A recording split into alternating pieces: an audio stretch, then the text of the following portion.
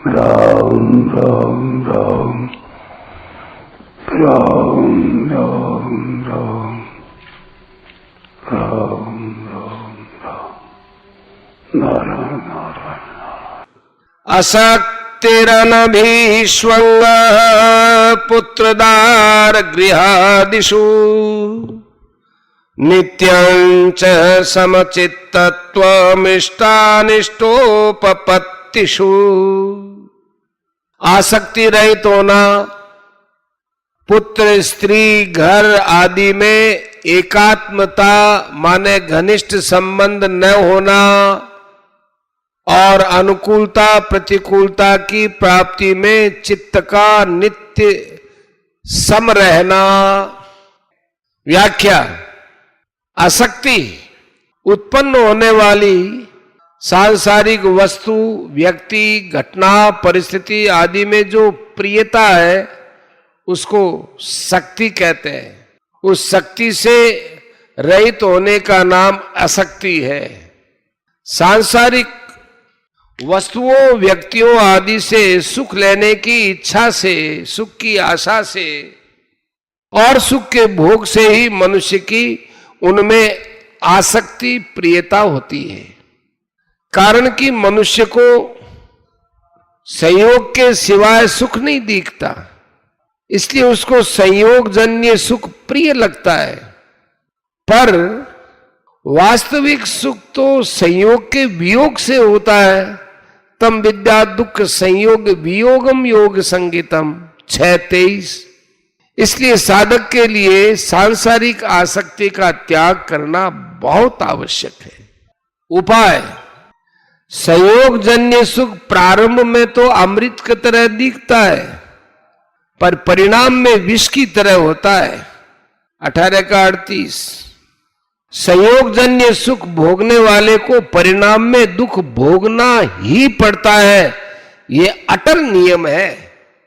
अतः संयोग जन्य सुख के परिणाम पर दृष्टि रखने से उसमें आसक्ति नहीं रहती।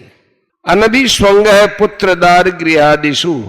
पुत्र, स्त्री, घर, धन, जमीन, पशु आदि के साथ माना हुआ जो घनिष्ठ संबंध है, गाढ़ मोह है, तादात्म्य है, मानी हुई एकात्मता है, जिसके कारण शरीर पर भी असर पड़ता है, उसका नाम अभिष्वंग है।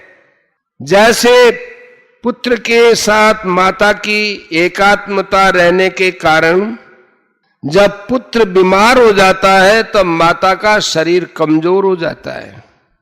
ऐसे ही पुत्र के, स्त्री के मर जाने पर मनुष्य कहता है कि मैं मर गया, धन के चले जाने पर कहता है कि मैं मारा गया आदि।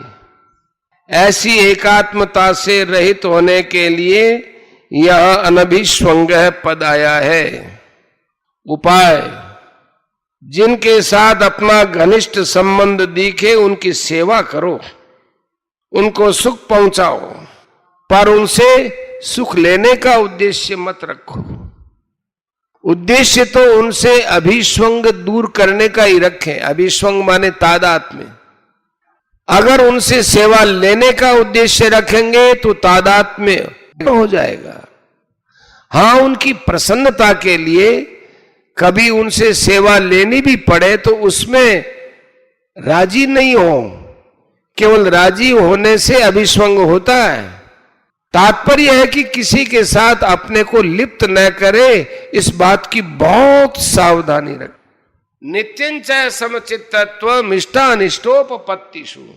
इष्ट अर्थात मन के अनुकूल वस्तु, व्यक्ति, परिस्थिति, घटना आदि के प्राप्त होने पर चित्त में राग, हर्ष, सुख आदि विकार न हो, और अनिष्ट अर्थात मन के प्रतिकूल व्यक्ति, वस्तु आदि के प्राप्त होने पर चित्त में द्वेष, शोक, उद्वेग आदि विकार न हो।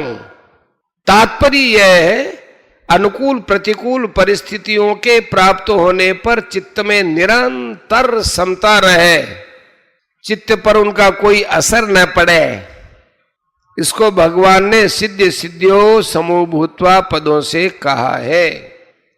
उपाय, मनुष्य को जो कुछ अनुकूल सामग्री मिली है उसको वह अपने लिए मानकर सुख भोगता है, ये महान बाधक है। कारण कि संसार की सामग्री केवल संसार की सेवा में लगाने के लिए मिली है, अपने शरीर इंद्रियों को सुख पहुंचाने के लिए नहीं मिली है।